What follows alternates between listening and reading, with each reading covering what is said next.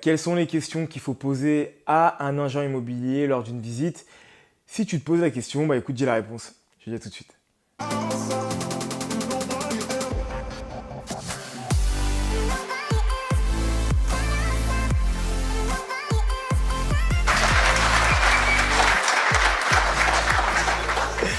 Plus sérieusement, salut à toi ambitieux, salut à toi ambitieuse et bienvenue sur cette chaîne qui t'est dédiée, YBA Courtage. Et je me présente, je m'appelle Roméo, je suis courtier en prêt immobilier, je suis également formateur et marchand de biens. Et le but de cette chaîne, il est assez simple, c'est donner quelques astuces, quelques hacks qui vont te permettre de pouvoir shooter ton prêt immobilier, mais surtout de mettre un coup de pied aux fesses et ne plus avoir de prétexte pour ne pas te lancer en 2023 ou en 2024, peu importe, mais te lancer. Donc il n'y a qu'une seule règle et elle est simple ici, pas de voyeurisme.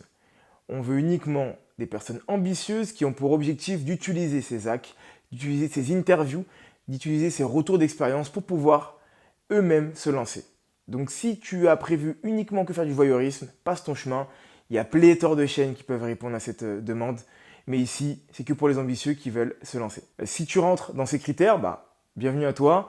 Abonne-toi, coche la cloche de notification et puis n'hésite pas à partager, tout simplement. Une question qui me revient très souvent lors de mes rendez-vous, mes coachings, les accompagnements que je peux être amené à faire, c'est lors de ma première visite, qu'est-ce que je vais dire à un agent immobilier? C'est une question qui coule de source, surtout quand on débute dans l'immobilier. On a peur de paraître ridicule, on se dit qu'on est en face d'un professionnel et que en fait, on pourrait louper quelque chose. Donc dans cette vidéo, ce que je vais faire, c'est te dégrossir la situation, te donner quelques questions que tu dois poser lors d'une visite et surtout dans quel état d'esprit tu dois être. Donc je t'invite vraiment à rester jusqu'à la fin de la vidéo pour récupérer l'ensemble de ce pack que je t'offre. Ok, c'est bon, on s'est lancé, on a fait des recherches et là, on va être en phase de notre première visite. On a le track. Pourquoi? Tout simplement parce qu'on se dit qu'on est en face d'un professionnel et que nous, on est ignorants, qu'on est des non-sachants, qu'on est des débutants. Et du coup, il pourrait même être amené à nous raconter tout et n'importe quoi.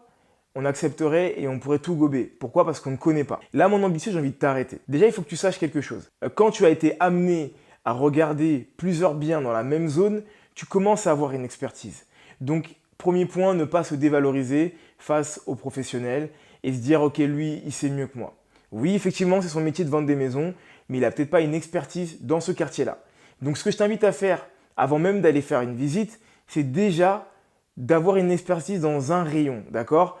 Ne va pas chercher à Toulouse puis à Marseille. Si tu vas dans Marseille, cherche uniquement dans le 5e arrondissement et trouve ton expertise là-bas. Regarde à combien le prix est au mètre carré, quels sont les biens qui ont été vendus, peut-être même quels sont les biens qui ont été vendus par cette agence-là. C'est hyper important parce que tu vas avoir plus de confiance lorsque tu vas arriver, ça va se sentir mieux et l'échange sera beaucoup plus agréable. Et bien sûr, la crainte que tu as qui est que l'agent immobilier pourrait te dire tout et n'importe quoi, voyant que tu as une expertise sur cette zone-là, il va se poser des questions, en tout cas éviter de te raconter tout et n'importe quoi. Un exemple que je peux te donner assez simple, c'est l'exemple de Lucien, un de mes clients que j'ai été amené à accompagner, qui a du coup une expertise dans une ville, celle de Bagnolet, mais encore plus précisément dans un quartier. Et lorsqu'il a fait sa première visite auprès d'un agent immobilier, l'agent immobilier a commencé à lui dire « Attention, ce bien-là va vite partir. Vous savez, dans cette zone-là, dans ce quartier-là, ça part assez rapidement. » Sauf que lui, Lucien, avait remarqué que les biens prenaient énormément de temps à partir. Il a donc précisé et pris soin de lui expliquer « Écoutez, moi j'ai vu telle et telle et telle annonce sur Le Bon Coin ou même sur d'autres sites. Elles ont pris un mois, elles ont pris 4 semaines, elles ont pris 3 semaines à partir. Donc, merci de votre bienveillance et de m'expliquer qu'il faut que je me positionne rapidement. Toutefois, je sais que dans ce quartier-là, j'ai une moyenne de 3 semaines, 4 semaines avant même de faire ma proposition et avant que ça parte. Le deuxième point, ça va être l'attitude que tu vas avoir. Et là, ça va être donc du coup ton body language ou plutôt ton non-verbal et de quelle manière tu arrives. Viens pas les mains dans les poches. Même si tu vas pas prendre de notes, tu viens avec de quoi noter. Tu viens avec un cahier, tu viens avec un stylo, tu viens pas à l'heure, tu viens en avance. Pourquoi? Pour la simple et bonne raison que si la visite se fait directement auprès de l'adresse, auprès du point de là où se trouve le bien, ça va te permettre de pouvoir voir si l'agent immobilier pourrait être amené à, on va dire, mettre la poussière sous le tapis. D'accord? venir ouvrir les volets, faire un petit coup de nettoyage, ce qui est normal parce qu'il veut être plus vendeur auprès de son acheteur. Toutefois, toi, ça te permet de connaître déjà l'envers du décor, regarder la zone, voir qui traîne et comment ça se passe. Donc, quand tu peux avoir l'adresse lors du rendez-vous, ce qui est souvent le cas d'ailleurs, bah, c'est très simple. Tu viens en avance et tu viens avec de quoi noter. Pourquoi avec de quoi noter? Parce que premièrement, tu vas prendre des notes, d'accord mon ambitieux, ça c'est hyper important. Et deuxièmement, en venant avec des notes, tu parais déjà beaucoup plus sérieux. Ça fait partie de la partie non verbale qui a un impact sur le psychologique, qu'on le veuille ou non.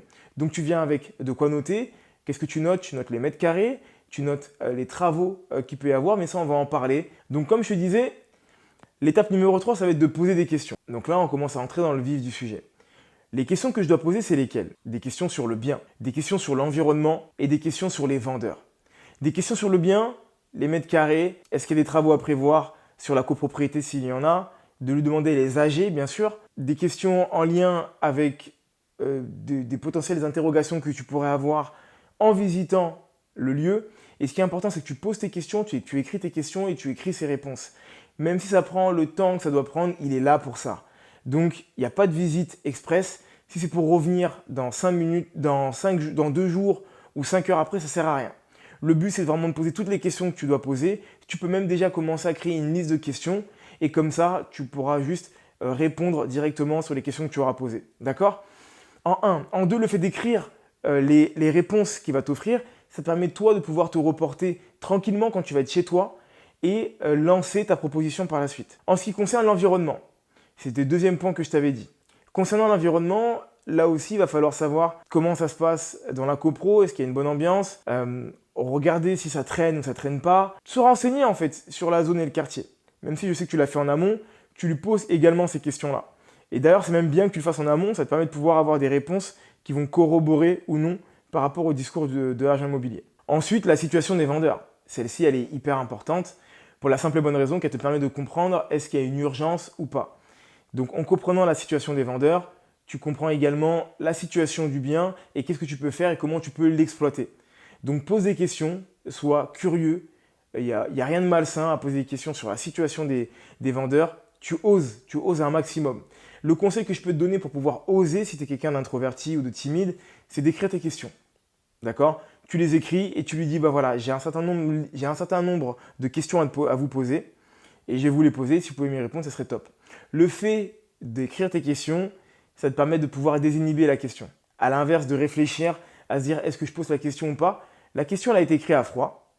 Et là, j'ai juste à réciter ce qui est écrit. Ça, c'est un bon moyen de pouvoir vaincre la timidité lorsqu'on est une personne qui est introvertie ou timide. Juste avant d'évoquer l'autre point, j'ai envie de te dire, n'hésite surtout pas à cliquer sur les liens qui sont en bas, rentre en contact avec moi, je réponds toujours, tu programmes un rendez-vous, j'appelle, je rappelle toujours, les personnes qui me contactent le savent très bien du coup, donc fais partie de ces personnes qui vont également prendre un rendez-vous téléphonique pendant une quinzaine de minutes et ça totalement gratuitement. Le dernier point que j'ai envie d'aborder avec toi, c'est la désacralisation.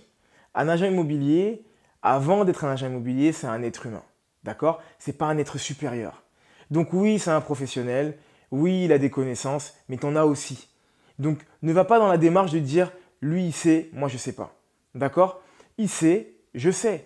Il y a certaines choses qu'il connaît sur le produit, c'est normal, c'est lui qui l'a rentré, c'est son produit. Moi je sais ce que je veux et je me suis renseigné sur la zone. Il est certain que si tu arrives les mains dans les poches sans avoir pris soin de connaître la zone, tu vas être dans une situation, si tu n'as pas l'habitude, de sentiment d'infériorité. Mais à partir du moment où tu vas te préparer, mon ambitieux et mon ambitieuse, tu verras que ça va être beaucoup plus tranquille, tu vas être beaucoup plus à l'aise avec la situation. Et voilà, c'est la fin de cette vidéo, j'espère qu'elle t'aura plu. Si c'est le cas, n'hésite pas à la partager à un grand nombre de personnes pour que tout le monde puisse en bénéficier. N'hésite pas à mettre un pouce vers le haut et des commentaires juste en bas. Si tu as d'autres idées de questions que tu peux poser pour en faire partager à un grand maximum de personnes. Et entre-temps, mon ambitieux, mon ambitieuse, je ne sais pas à quel moment tu regarderas cette vidéo. Tout ce que je peux te dire, c'est de continuer à croire en toi et à te former. Bye.